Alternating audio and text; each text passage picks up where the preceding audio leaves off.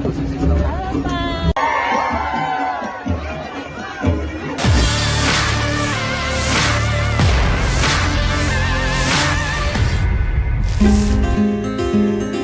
Politeknik Pariwisata, Poltekpar, Makassar melahirkan 561 lulusan baru.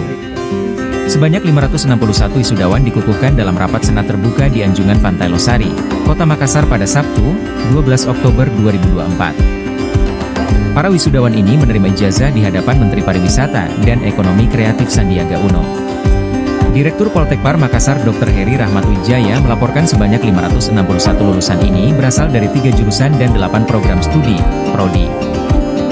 Prodi Divisi Kamar menghasilkan 37 lulusan. Lalu Prodi Tata Hidangan 54 lulusan, Prodi Seni Kuliner sebanyak 68. Selanjutnya Prodi Perjalanan Wisata 60 wisudawan, Pengelolaan Konvensi dan Acara 83 wisudawan, serta Usaha Perjalanan Wisata 100 wisudawan. Kemudian Pengelolaan Perhotelan ada 74 lulusan, terakhir Prodi Destinasi Pariwisata 85 wisudawan. Para lulusan pun sudah dibekali pengalaman dan ilmu pengetahuan untuk bersaing secara global. Oke, terima kasih.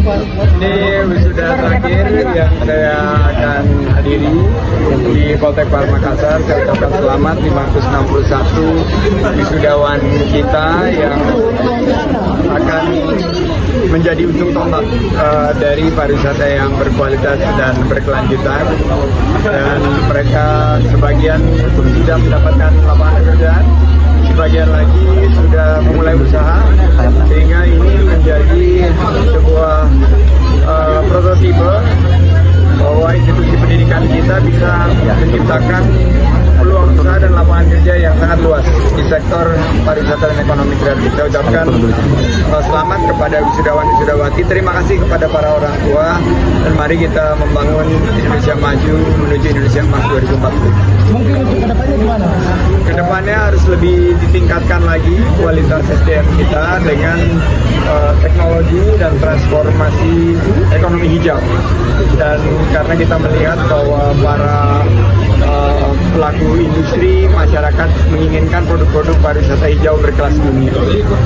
Sulawesi Selatan dan Indonesia Timur ini sangat membutuhkan SDM pariwisata dan ekonomi kreatif yang memiliki daya saing dan sanggup untuk mengisi segala